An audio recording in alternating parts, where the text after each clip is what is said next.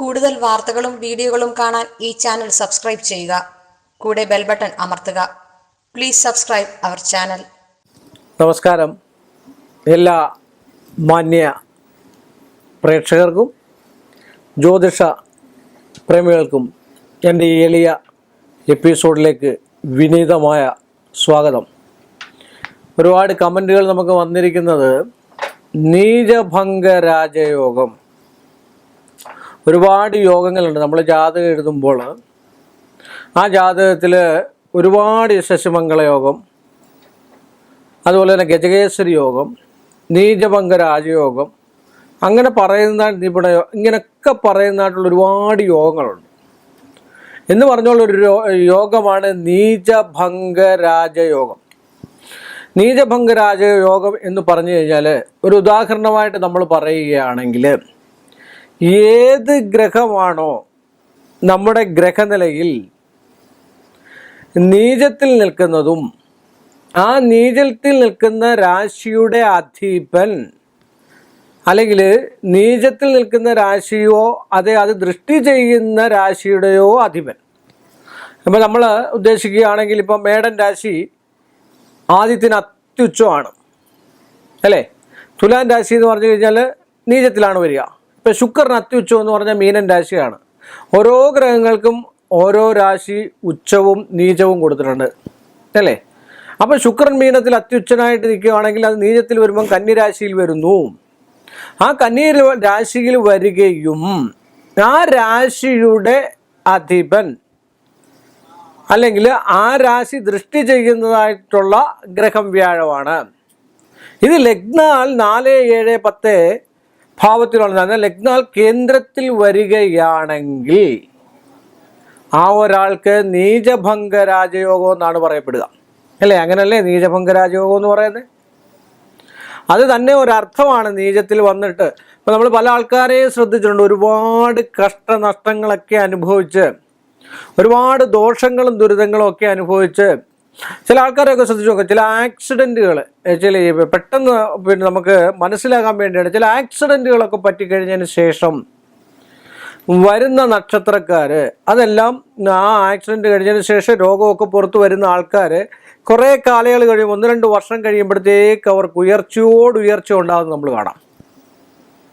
അപ്പം എല്ലാ കഷ്ടനടങ്ങളും, ദാരിദ്ര്യമാണെങ്കിൽ ദാരിദ്ര്യം, ധനനഷ്ടങ്ങളാണ് ധനനഷ്ടം, ഐശ്വര്യമില്ലായ്മയാണ് അങ്ങനെ.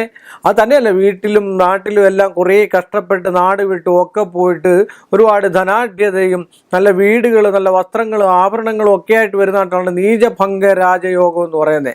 എല്ലാ നീചത്തിൽ പോയതിന് ശേഷം, നീചമാക്കിയതിന് ശേഷം അതിനെ ഭംഗപ്പെടുത്തിക്കൊണ്ട് രാജയോഗത്തിലേക്ക് എത്തുന്ന ഒരു പദവിയാണ് നീചഭംഗ രാജയോഗം എന്ന് പറയുന്നത്. ഈ 2019 ഇങ്ങനെ യോഗമുള്ള ആൾക്കാർക്ക് ചില പരിഹാരങ്ങൾ ചെയ്തു കഴിഞ്ഞാൽ അതിൽ ഉന്നതി ഉണ്ടാകാൻ, അതിനേക്കാൾ ക്ഷിപ്രഫലമുണ്ടാകാൻ, ആ രാജയോഗത്തെക്കാൾ ഒരു 10% കൂടെ ക്ഷിപ്രഫലപ്രാപ്തി ഉണ്ടാകാനുള്ള ചില പരിഹാരങ്ങളാണ് നമ്മളിപ്പം പറയുന്നത്.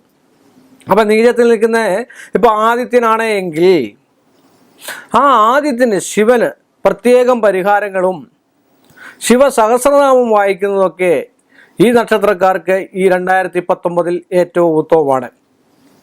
അതുപോലെ ചന്ദ്രന് നീചം സംഭവിച്ചാൽ ആ ചന്ദ്രൻ ദുർഗയാണ് പ്രധാനപ്പെടുത്തുന്നത്.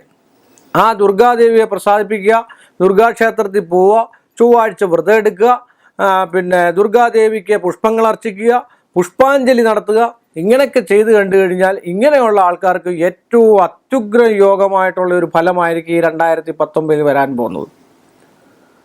അതുപോലെ തന്നെ ശുക്രന് നീചത്തിൽ വന്നു കഴിഞ്ഞാൽ, ചൊവ്വ നീചത്തിൽ വന്നു കഴിഞ്ഞാൽ, ചൊവ്വ നീചത്തിൽ നിന്ന് ഏറ്റവും ഉത്തമമാണ്. കാരണം എന്താണെന്ന് വെച്ചാൽ നീചഭംഗ രാജയോഗം ഫലിക്കുന്ന ആൾക്കാർക്ക് ഭൂമി സംബന്ധമായിട്ടുള്ള സ്ഥാവര ജംഗമ വസ്തുക്കൾ ഒരുപാട് ഉണ്ടാകേണ്ടതായിട്ടുള്ള സമയമാണ്. അപ്പോൾ അതിന് മുരുകനെ ഏറ്റവും കൂടുതൽ പ്രസാദിപ്പിച്ചുകൊണ്ട് ഇരിക്കുക. ഭൈരവാദി വിഷയങ്ങളിലെ ക്ഷേത്ര ദർശനങ്ങൾ നടത്തുക. ഇങ്ങനെയൊക്കെ ചെയ്ത് കണ്ടു കഴിഞ്ഞാൽ അവർക്ക് ഈ 2019 ഏറ്റവും അത്യുത്തമമായിരിക്കും, ഏറ്റവും ഐശ്വര്യപ്രദമായിരിക്കും എന്നാണ് പറയപ്പെടുക. അതുപോലെ വ്യാഴം നീചത്തിൽ നിന്നിട്ട് അത്യുഗ്രമായിട്ട് നീചഭംഗ രാജയോഗം ഉണ്ടായിരിക്കുന്ന ഒരാൾക്ക് ഒരു 35 അല്ലെങ്കിൽ 40 വയസ്സ് കഴിഞ്ഞതിന് ശേഷമുള്ള രാജതുല്യമായിട്ടുള്ള ഒരു വാഴ്ച. മഹാവിഷ്ണുവിനെ പ്രസാദിപ്പിക്കുക, മഹാവിഷ്ണുവിന് സഹസ്രനാമം ജപിക്കുക, വീട്ടിൽ വെച്ച് ഭാഗവത പാരായണം നടത്തുക.